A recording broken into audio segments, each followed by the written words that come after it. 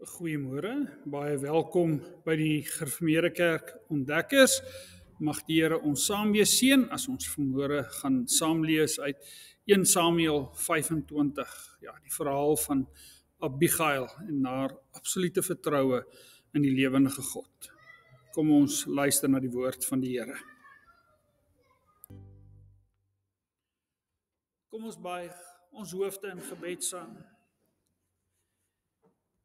Ja, Here, U is ons redder, U alleen is in Christus, is ons verlosser, en U het ons reeds hoor sing waar ons pleit en vra, bly naby ons. Ja, op U hoop ons, op U vertrou ons. En Vader, ons sondes, ook dit kan ons voor U bely, ons gebrek aan liefde, dit ken U, in ons harte en in ons gedagtes, skiet ons so ver tekort. Here, en daarom is ons klein voor U, as U ons elkeen vir ewig laat verlore gaan, dan is dit net dit wat ons verdien.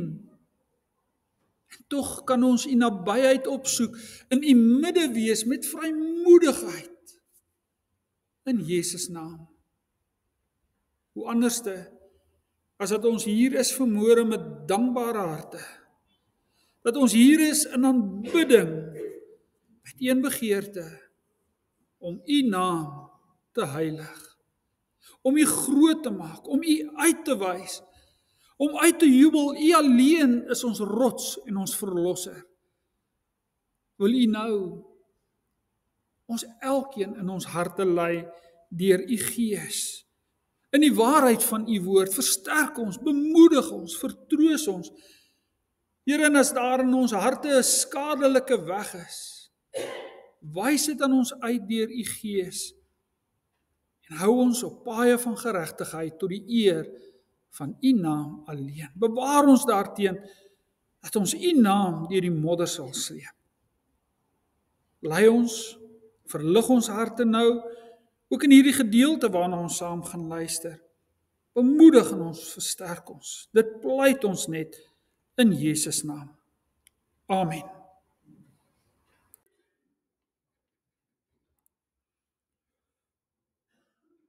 Ons skriflesing kom vanmôre uit 1 Samuel 25, is 'n redelike lang gedeelte. Maar kom ons luister na hierdie aangrypende verhaal en julle kan dit gerus weer by die huis gaan saam lees. Samuel het gesterf. Die hele Israel het byeengekom en oor hom gerou. Hulle het hom by sy huis in Rama begrawe. Dawid het gereed gemaak en na die Paran-woestyn afgegaan. Daar was 'n man in Maon, wie se boerdery in Karmel was. Die man was baie ryk.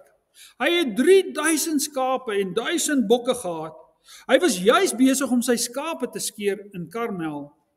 Die man se naam was Nabal en sy vrou se naam was Abigail. Die vrou het 'n goeie verstand en 'n mooi voorkoms gehad, maar die man was hard en 'n boosdoener. Hy was 'n afstammeling van Kaleb. Toe Dawid in die woestyn hoor dat Nabal besig is om sy skape te skeer, het hy 10 jong manne afgevaardig. Dawid het vir die jong manne gesê, gaan op na Karmel en gaan dan na Nabal, vra namens my hoe dit met hom gaan en sê dan so, voorspoed, vrede vir u huis en vir alles wat aan u behoort. Ek hoor nou dat hulle besig is om vir u te skeer. Wel, die herders wat aan u behoort was saam met ons. Ons het hulle nie verneder nie en hulle het niks vermis die hele tyd wat hulle in Karmel was nie. Vra maar vir u jong manne en hulle sal dit vir u bevestig. Laat my jong manne dan nou guns vind in u oë, want dit is 'n goeie dag waarop ons gekom het.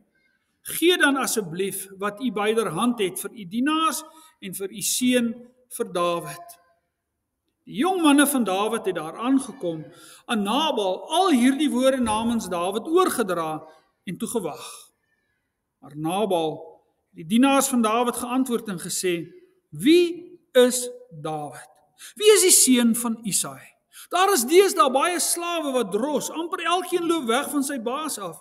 Moet ek nou my brood en my water en my slaggoed wat ek vir my skeerders geslag het, vat en dit vir manne gee van wie ek nie weet waar hulle vandaan is nie? Die jong manne van Dawid het aan hulle spore omgedraai, hulle het teruggegaan en toe hulle by Dawid aankom, het hulle al hierdie woorde aan hom oorgedra. Dawid sê toe vir sy manne, gord elkeen van julle sy swaard aan. Elkeen het sy swaard aangegord en ook Dawid het sy swaard aangegord. Ongeveer 400 man het agter Dawid aan opgetrek en 200 het by die pakgoed gebly. Vir Abigail, die vrou van Nabal, het een van die jong manne intussentyd berig gebring. Kyk, Dawid het boodskappers uit die woestyn gestuur om ons Heer te groet en hy het hulle uitgeskel. Maar die manne was baie goed vir ons. Ons is nie verneder nie en het niks vermis nie. Die hele tyd wat hulle saam met ons rondgetrek het toe ons in die veld was. Hulle was 'n muur om ons, snags sowel as bedags. Die hele tyd wat ons by hulle was terwyl ons die skape oppas. Daarom, oorweeg dit en kyk wat u kan doen, want onheil wag op ons Heer en sy hele huis. En hy's te veel van 'n skobbejak dat 'n mens met hom kan praat.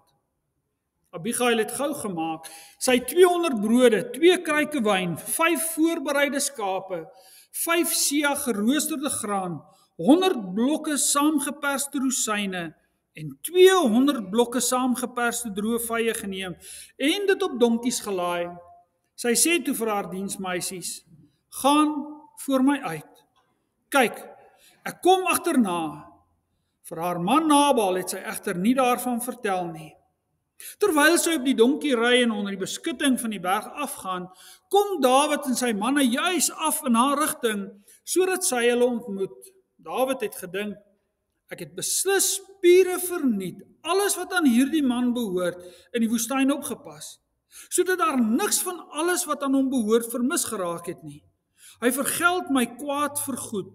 Mag God my, Dawid, swaar straf as ek van almal wat aan hom behoort, een mansmens tot môreoggend laat oorbly.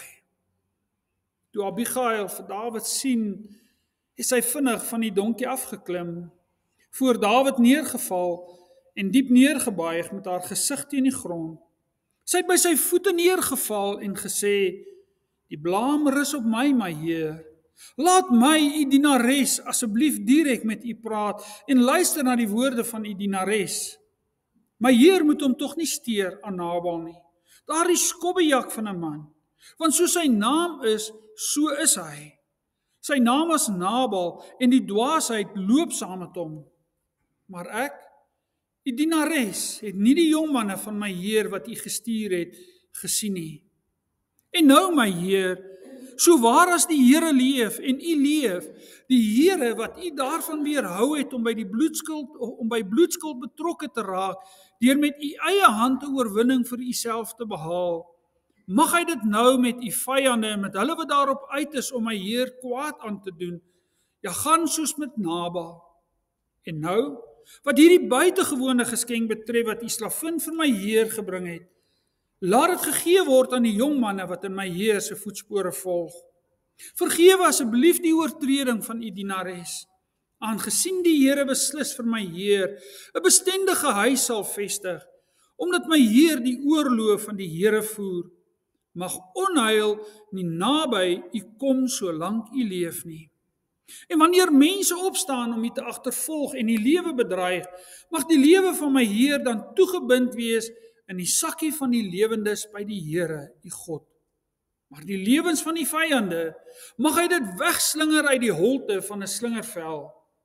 Wanneer die Here aan my Heer al die goeie doen wat hy oor u uitgespreek het, en hy u aanstel as leier oor Israel, sal hierdie saak nie daar wees as 'n hindernis vir u en as 'n struikelblok in die gedagtes van my Heer nie.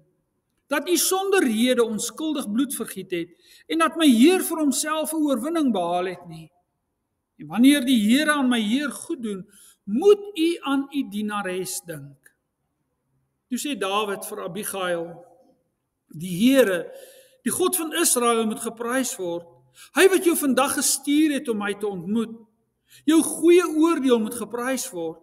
En jy moet geprys word omdat jy my vandag daarvan weerhou het om in bloedskuld betrokke te raak en met my eie hand vir myself 'n oorwinning te behaal.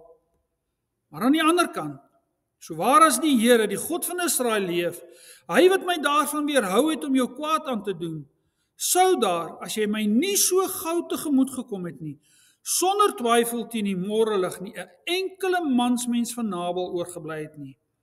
Dawid het toe dit wat sy vir hom gebring het uit haar hand aanvaar en vir haar gesê, gaan in vrede op na jou huis. Kyk, ek het na jou geluister en ek is jou goedgesind. Tot sover lees ons, geseënd is hy wat hierdie woorde hoor en daarvolgens lewe. Ons gaan veral fokus op hierdie woorde in vers 28, eintlik die hele gedeelte, maar hier in vers 28 herinner sy vir Dawid aan God se belofte aan hom. Vergewe asseblief die oortreding van u dienares, aangesien die Here beslis vir my Heer 'n bestendige huis sal vestig, omdat my Heer die oorlog van die Here voer, mag onheil nie naby u kom, solank u leef nie.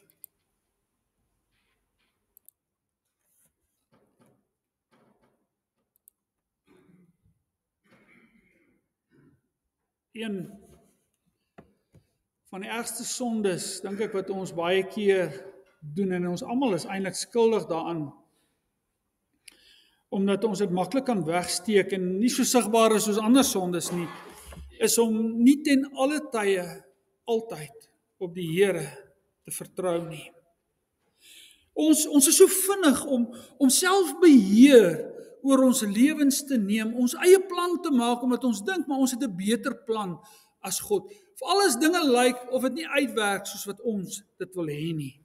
Dink maar aan Abraham en Sara, toe God se belofte om aan hulle 'n kindjie van hulle eie te gee, toe dit nie vinnig genoeg gebeur nie, toe maak hulle self plan met Hagar en Ismael. Ook Dawid, die man van wie die Bybel ons leer, is 'n man na God se hart, ja, as 'n dwaas, soos Nabal hom beledig. Dan wil hy God se plan in sy eie hande neem en dan wil hy nie maar net vir Nabal ook iets terugs gaan toesnou nie, of met 'n swaard 'n paar skapies uit hom uit afpers nie. Nee. Hy wil al die mans van Nabal gaan doodmaak. Hy wil Nabal se nageslag en sy bloedlyn van die aardbol afvee. Dis dan, wanneer God 'n vrou met die naam van Abigail, die Bybel leer dat sy 'n goeie verstand en 'n mooi voorkoms gehad het, na Dawid stuur om hom in sy spore te stuit. En belangrik wat ons moet raak sien is, dat sy Dawid daaraan herinner, dat God besig is met 'n groter plan in sy lewe. En hy moet net weer die groter prentjie kry, dat God in beheer is en dat hy op God moet vertrou. Sy rig net weer sy hart en sy gedagtes op God se plan vir hom. En ja, terwyl dit dan nou Moedersdag is dit nie die wonderlikste ding wat 'n moeder kan doen om haar kinders en haar man, as sy sien hulle is op 'n pad van selfvernietiging, om hulle in hulle spore te stuit en hulle net weer te herinner aan wie hulle in Christus is en wat dit alles vir hulle inhou nie. Ek wil dit ook waag om te sê, dat hier sit dalk vermoere 'n klomp moeders, wat dit al baie keer moes gedoen het. Ja, om vir boetie en vir sussie en ook vir pa net te sê, wow, raak net rustig, kom ons vertrou die Here in hierdie saak, en onthou wie jy is in Christus. Laat die Gees jou daarin lei om te doen wat voor God se oë reg is, en vertrou hom met die pad. Nou as jy so 'n moeder het, of gehad het, dank die Here daarvoor, aan hom al die eer. Nou die verhaal van Dawid is deel van 'n baie groter verhaal. Dawid se lewe het deel eintlik uitgemaak van 'n groter plan wat God met Israel, die volk Israel, gehad het. Dit was sy verbondsvolk, en ons moet onthou dat die hele Ou Testament is eintlik God se geskiedenis met sy volk op pad na die Messias, na Jesus Christus, wat later in 'n kruis moet sterf. God is op pad soontoe. In die hele Ou Testament is God doelbewus met daardie plan besig. Daarom is Jesus vandag ons Here. En hy is ons ewige koning en ons weet hy gaan terugkom om ons elkeen te kom haal, om ons elkeen na hom toe te vat. Sy koningskap, sy heerskappy, sy terugkoms is die groot waarheid waarin ek en jy ook vanoggend leef. Dit is die groter plan van elkeen van ons se lewens. Nou in die gedeelte waarna ons geluister het, blyk dit dat God se plan in die wiele gery gaan word.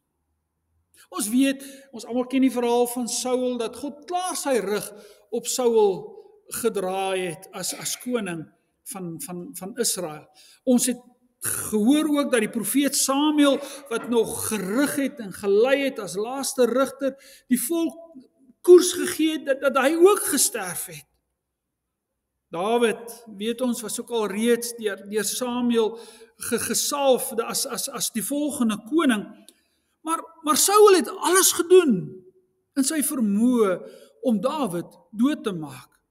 As jy die vorige hoofstuk gaan lees, dan gaan jy lees daai bekende gebeurtenis van waar Dawid agter in die grot wegkruip en dan kom Saul voor in die grot in en dan gee God letterlik vir koning Saul vir Dawid op 'n skingbord. Tot sy manne sê vir hom, "Wie God het jou vyand aan jou gegee, maak hom dood. Dan is jy ontslaaf van hom." En Dawid het geweier om die gesalfde van die Here dood te maak. Hy het op God alleen vertrou om op sy tyd en op sy manier hom, Dawid, koning te maak. Ja, Dawid se vaste vertroue in God skitter uit in 1 Samuel 24. Net om in die volgende hoofstuk, in hoofstuk 25, ja, waar ons lees van Dawid, hoe hy hierdie vertroue weer prys gee. En weet julle wat, Dawid se verhaal is so my en jou se verhaal. Van een dag is dit maklik om my vertroue op die Here te stel, net om die volgende dag. Dan dink ek nie, die Here se plan is nou nie so goed nie. Kom ek vat bietjie die leiersels in my eie hande. Kom ek doen dit op my manier, al is dit nie soos wat die Bybel leer nie. Want hierdie ou het mos nou daarvoor gesoek. Ons lees van Nabal, sy naam beteken letterlik dwaas. Ons het ook gehoor dat hy hard en 'n boosdoener was. Hy was met ander woorde 'n moeilike kaland. Ek dink elkeen van ons het in ons lewens al 'n moeilike oomie ontmoet, 'n moeilike kaland. Dit was Nabal. Tog was hy 'n welvarende en 'n invloedryke man met baie vee gewees. Hy was 'n skatryk man, lees ons hierso. Op 'n goeie dag waar hulle heel moontlik die skape geskeur het en die oes groot is, waar hy en sy manne letterlik die aand kon fees vier, want as groot inkomste vir hulle. Ja, op so 'n dag kom 10 van Dawid se manne by Nabal aan met 'n versoek. Gee dan asseblief wat u byderhand het vir u dienaars en vir u seun vir Dawid, nadat hulle hom vrede toegewens het. Alles wat mooi is, hom toegewens het. Ja, ons moet onthou dat Dawid het maar net by hierdie man gaan bedel nie. Ons het gelees dat toe Dawid in die wildernis was en hy vir Saul moes wegkruip en vlug, het hy 'n groot groep mans om hom bymekaar gemaak wat hom nagevolg het. Ons lees hierso omtrent 'n groep van 600. Mense wat saam met hom gereis het en hierdie ouens was nie 'n klomp sissies nie, ook nie Dawid nie. Maar waar hulle gevlug en geskuil het hulle ook gesorg dat die dorpe en die mense om hulle veilig is. En hulle het nie die mense se goederes gesteel nie. Hulle was nie 'n klomp rowers wat mense se goed gevat het nie. Dawid en sy manne het dit vir almal, mens en dier, moontlik gemaak om veilig te lewe. Nabal se eie herders getuig daarvan dat Dawid en sy mense altyd goed was teenoor hulle en dat Dawid en sy manne letterlik soos 'n muur van beskerming om hulle was, dag en nag. As Dawid en sy manne in die omgewing was, kon almal rustig slaap en weet hulle fees veilig. As Nabal dus vir Dawid se manne sê, maar wie is hierdie Dawid? Wie is die seun van Isaai? Is dit nie omdat hy nie geweet het wie Dawid is nie? Want ons lees ook na die val van Goliat, het al die vrouens in al die stede Dawid se grootheid besing. Nabal het geweet wie Dawid is en dat God 'n groter plan met hom het. Hy het presies geweet. As hy dus hierso Dawid se manne met minagting antwoord, dan doen hy dit doodeenvoudig met 'n hoogmoedige, synige hart. Wie dink hierdie Dawid, hierdie wegloop slaaf en droster, is hy om by my kos te kom vra? Dawid se manne het skaars terugvoer gegee oor Nabal se minagting, of Dawid beveel elkeen van sy manne om hulle swaarde aan te gord en op pad na Nabal toe dink Dawid: mag God my Dawid swaar straf as ek van almal wat aan hom behoort een mansmens tot môreoggend laat oorbly. Kyk, Dawid is kwaad verby, verneder verby. Hoe kon Nabal dit durf om Dawid so te beledig? Jy sien, dis net hier waar Dawid heeltemal van God se belofte en sy plan met hom vergeet. Dis net hier waar Dawid sy vertroue op God laat vaar en sy eie plan maak. Dis net hier waar Dawid so behep met homself raak en waar hy op pad is om dinge te gaan doen wat sy lewe ingrypend gaan verander. Hy gaan maar net soos Saul en net soos Nabal, maar net sy eie belange dien. Hy gaan maar net weer 'n koning soos Saul wees. Weereens, Saul, Nabal en Dawid se verhaal is so my en jou se verhaal. Dis so 'n verhaal van om nog eendag op God te vertrou en nie die volgende dag as 'n belediging of 'n teleurstelling te na my lyf kom, dan vergeet die uwe wie God is en wat sy beloftes is aan my in Christus. Dan gebruik ek ander se gedrag as 'n verskoning vir my eie liefdelose en dwaase optredes. En dan kom die wraak en die liefdeloosheid my mos toe. Hoe durf hulle? Dis wanneer die moeilikheid op sy grootste is. Wanneer God se plan met Dawid dreig om lelik skeef te loop. Wat die ware skoonheid van Abigail vir ons beskryf word. Abigail hoor van die moeilikheid op hande. En dan gedryf deur haar alles oorheersende vertroue in God tree sy op. Ja, die naam Abigail, as jy dit letterlik sou vertaal, dan vertaal dit, my vader is oorvloedige vreugde. Die woordjie wat vir vreugde gebruik word, die Engelse se woordeboeke, hulle sê dis 'n vigorous joy.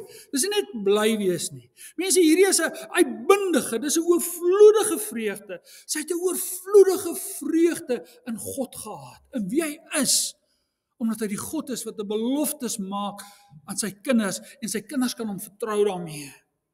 Soos Nabal se naam hom as 'n dwaas gebrandmerk het, so gee Abigail se naam dit weg. Sy huppel, sy bewe van vreugde, van ontzag en vertroue in die lewende God. God se beloftes van ewige liefde en trou, net dit het haar hart laat jubel. In hom is al haar vertroue. Belangrik om raak te sien. Sy gaan tree tussen beide. Sy bemiddel en sy sorg dat 'n dwaas soos Nabal en al sy manne aan die lewe bly. As julle die verhaal verder gaan lees, dan sal julle lees dat 10 dae later, nadat hierdie gebeurtenis plaasgevind het, dan maak God vir Nabal dood, kom ons sê in vandag se taal, in 'n hartaanval. En dan gaan Abigail die vrou van Dawid word. Ja, sy bemiddel en sy sorg dat daar nie bloedverlies is nie. Maar ook, sy keer dat Dawid 'n dwaase ding met Nabal doen, en dat hy maar net nog 'n koning soos Saul word, want so 'n koning het Israel nie nodig gehad op daardie tydstip nie. Abigail gaan Dawid tegemoet en buig voor sy voete neer. Mense, ons sukkel om dit te snap. Maar kry in jou gedagtes, hier storm 'n man van 400 mans, hulle swaarde is klaar in hulle skede. Hy is boosaardig kwaad. Hy gaan nou moord pleeg. En hier kom een vrou. Sy gaan buig voor hom. Sy onderwerp haar geheel en al aan sy gesag. Kop afkap, dan moet jy maar kap. Op wie vertrou Abigail? Op God alleen. En dit maak 'n groot verskil in alles in hierdie hoofstuk. Haar absolute vertroue in God alleen. En dan kom sy nog en sy gaan verder. Sy bely dat alles is eintlik haar skuld. Mense, stel jou voor, jy gaan bely jou skuld voor 'n kwaad en 'n boosaardige kwaai koning Dawid met sy swaard en sy skede. Sy bely, vergewe asseblief die oortreding van u dienares. Om voor 'n Dawid wat reeds vir Goliat met sy eie swaard doodgemaak het en wat nou met sy swaard en sy skede so woedend is dat hy op pad is om moord te pleeg, om hom te stop en te bely, maar alles is my skuld. Sjoe, jy moet God vertrou met hierdie saak. Deur haarself by sy voete klein te maak, ontlont sy nie net die uiters plofbare situasie nie, maar tegelijkertyd omhels sy en vertrou sy God, ook met sy plan met Dawid, want Dawid se pad was ook God se pad met Israel. Sy het geweet dat God aan Dawid 'n bestendige huis beloof het, dat hy dit sal vestig. En eintlik is haar vertroue op God en die hoop en die beloftes wat hy aan sy kinders maak. Sy is besorg oor Dawid wat hy doen, want dit gaan ook haar huis raak, maar nie net haar huis nie, dit gaan ook haar volk, die hele Israel raak. Ja, Israel het nie nog so 'n koning nodig wat sy eie belange dien nie. Daarom pleit sy by Dawid se voete, mag onheil nie naby u kom solank u leef nie. En dan gaan sy verder deur vir Dawid te herinner dat hy net weer die groter prentjie in gedagte kry. Dat hy net weer onthou God se belofte aan hom. Ja, sodat Dawid op God alleen kan vertrou. En ook net weer God se beloftes aan hom kan omhels. Hoor hoe mooi stel sy, dit is so mooi. Wanneer die Here aan my Heer al die goeie doen wat hy oor u uitgespreek het, en hy u aanstel as leier oor Israel, sal hierdie saak nie daar wees as 'n hindernis vir u en as 'n struikelblok in die gedagtes van my Heer nie. Dat u sonder rede onskuldige bloed vergiet het en dat my Heer vir homself die oorwinning behaal het nie. En dan gaan sy nog verder. Sy gaan ook en dan herstel sy die dwaasheid van Nabal deur in al Dawid se mans se behoeftes te voorsien, want ons het gelees 200 brode, 2 kruike wyn, 5 voorbereide skape, 5 seah geroosterde graan, 100 blokke saamgeperste rosyne en 200 blokke saamgeperste droë vye. Sy versorg Dawid se mans. Sien julle iets in Abigail se optrede van wat Paulus later in die Filippense brief, as hy vir ons sê, dieselfde gesindheid wat in Christus is, moet ook in julle wees. Hier doen Abigail presies dit wat Christus ook met ons kom doen het. Ja, om die groot konflik tussen ons en God te herstel, het Christus ook tussen beide getree deur 'n slaaf te word, deur ons sonde op hom te neem. Sê maar, dis my skuld. Dis my sonde. Ek sal die skuld hiervoor dra. Deur sy gehoorsaamheid en sy vertroue in die Hemelse Vader, het hy ook in ons plek gesterf. En as opgestaane Here, seën hy ons elkeen. Hy gee vir ons in oorvloed, deur met sy Gees in ons harte toe kom woon, sodat ek en jy elke dag in 'n innige vader-kind verhouding kan lewe. Sien julle dat hoe Christus ook die konflik tussen ons en God uit die weg uitruim, dat ons iets daarvan sien in die wyse hoe Abigail optree. En daarom kom Paulus en hy sê, dieselfde gesindheid moet ook in julle wees. 'n Christusgesindheid. En Dawid, as die Heilige Gees deur Abigail tot sy hart spreek, prys hy die God van Israel en erken hy dat God haar na hom toe gestuur het en dat deur haar het God hom van bittere, slegte gevolge gespaar. Verder bely hy dat hy met sy eie hand wou wraak neem en dat hy nie vir God in hierdie saak in berekening gebring het nie. Hy was te vol van homself. Wat 'n merkwaardige vrou is hierdie Abigail nie. Deur 'n Godvreesende Abigail kom die Heilige Gees ook na elkeen van ons toe vanmôre. En sy boodskap is baie duidelik. Wanneer dwaase mense of slegte gebeure my tot dwaasheid wil dwing, dan wil die Gees ook vanmôre opnuut in elkeen van ons 'n Christus gesindheid fokus. Veral in daai tye van konflik. Daai tye wat ons so vol is van onsself, dat ons die leiersels in eie hande wil neem en dinge doen wat slegte gevolge het. En wanneer ons nie werklik op God vertrou nie, ja, wag op God. Vertrou op hom alleen met jou hele lewe. Klim van jou eie troontjie af en kyk heeltemal weg van jouself af. Vertrou God met die gebeure, met die goeie en die slegte, maar ook met die tydsberekening van dinge. Veral wil die Gees ons gedagtes ook fokus op die groter prentjie van God se belofte aan elkeen van ons. Die beloftes wat hy vasmaak, seker maak in Christus die gekruisigde, die Here wat opgestaan het, wat weer op die wolke gaan terugkom. In Christus is ek en jy reeds meer as 'n oorwinnaar. Ons is mede-erfgename van alles wat aan Christus behoort. Ons hoef nie te beklei asof hierdie wêreld en hierdie koninkrykies en ek met my ego die einde van alles is nie.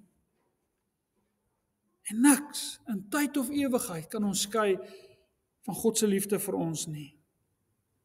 Maar die Gees roep ons ook elkeen op. Hy roep ons ook elkeen op om mekaar te vermaan. Wanneer ons mekaar sien dat my broer, my suster of 'n geliefde van my is op 'n pad van selfvernietiging. Die Hebreërskrywer skryf, spoor mekaar elke dag aan, solank daar nog 'n vandag sprake is, sodat niemand van julle deur die verleiding van sonde verhard word nie. Ons het inderdaad deelgenote van Christus geword, mits ons eindtyd stewig bly vashou aan ons aanvanklike geloofsvertroue. Ja, dis nie liefdeloos of judgmental om vir iemand te wys, hy of sy is op 'n dwaase pad van selfvernietiging nie. Dis liefdevol en dit gaan partykeer baie durf vra. Soos Abigail, net op God moet vertrou. En ek dink veral as dit by familie kom, dis die moeilikste mense om konflik mee te hanteer. Of is dit net die stolsies? Dis so die moeite werd om van jou eie troontjie af te klim en om God met alles te vertrou. Om ook met 'n Christusgesindheid, ook in die moeilikste sake, waar jy soms alle reg het om verkeerd op te tree, op God alleen te bly vertrou. Mag die Heilige Gees ook in elkeen van ons harte 'n Abigail vertroue, 'n oorvloedige vreugde in God se almag en sy tydsberekening en sy beheer oor alle dinge. Mag hy so vertroue in ons harte vestig. Moenie dat die kwaad jou oorwin nie, maar oorwin die kwaad met die goeie, want die Gees het ons reeds ons harte en ons gedagtes gefokus op hom wat beloof het, hy kom terug. Amen.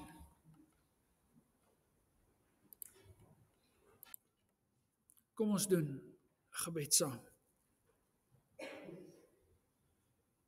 Here, wat 'n verhaal is hierdie nie. Nie net lees dit lekker en gryp dit in ons harte nie. Ons sien iets van Christus se hart, ook in die optrede van Abigail.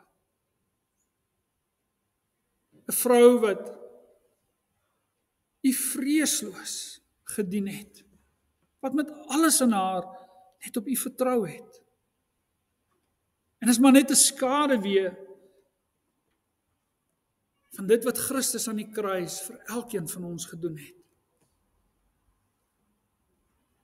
Om ons te kom dien, om ons belange eers te kom stel, sodat daardie gesindheid ook in ons harte kan wees. Ja, kom o Gees van God, vestig U self in elkeen van ons 'n Christusgesindheid. Dalk is daar vermoere in ons harte en ons lewens, konflik met familie en vriende. En U vra vir elkeen van ons om net op U te vertrou en om die regte ding te doen, die regte woorde te sê, die regte taal te gebruik, maar ook om werklik die liefde van Christus met ander te deel.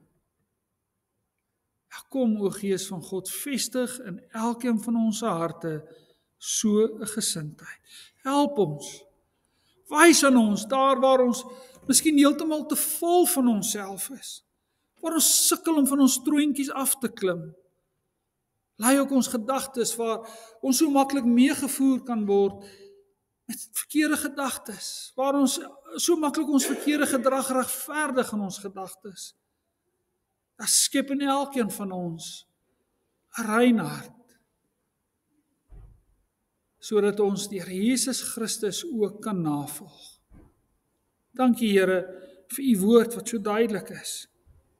Dankie vir al U genade. Dankie vir U liefde en sorg wat ons elke dag kan ontvang, om hierdie pragtige dag te kan beleef, die son skyn, maar ook dat ons elkeen vermoere so dankbaar kan wees vir die moeders in ons eie lewens, en die kosbare rol wat hulle in ons harte en ons lewens speel. Dankie Here vir U sorg, U liefde en genade. Wees by elkeen van ons as ons van hier gaan, in hierdie week by ons werke, skole, maar met al ons uitdagings, ook met die konflik in ons lewens. Help ons ook Here met alles wat ons nodig het. U weet presies wat dit is, sodat ons net aan U getrou kan bly en dat ons U kan lief hê en kan dien. Ons dink in ons gebed aan hulle wat siek is, wat aansterk na operasies by die huise en by nasorg.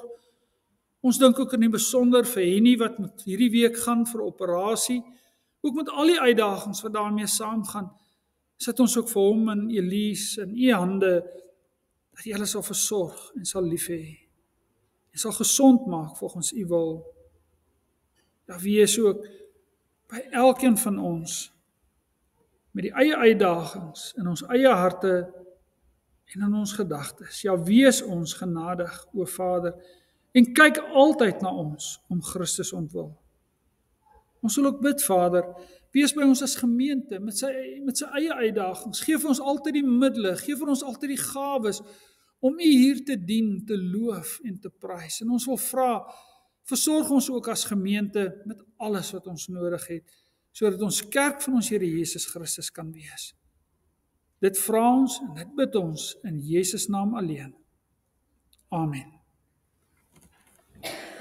Ons gaan